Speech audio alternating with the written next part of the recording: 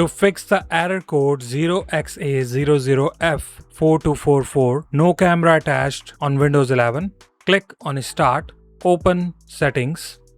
On the left side, select Privacy and Security, then scroll it down.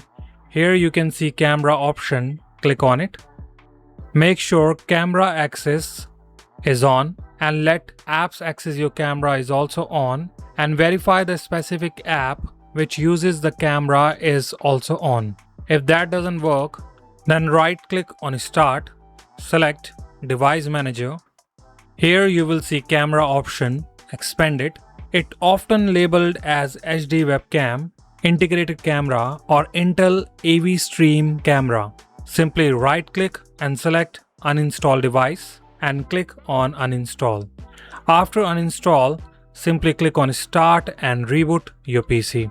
Hopefully this will fix your issue. If you still need help, leave your comment below or contact us on our Instagram or Facebook page.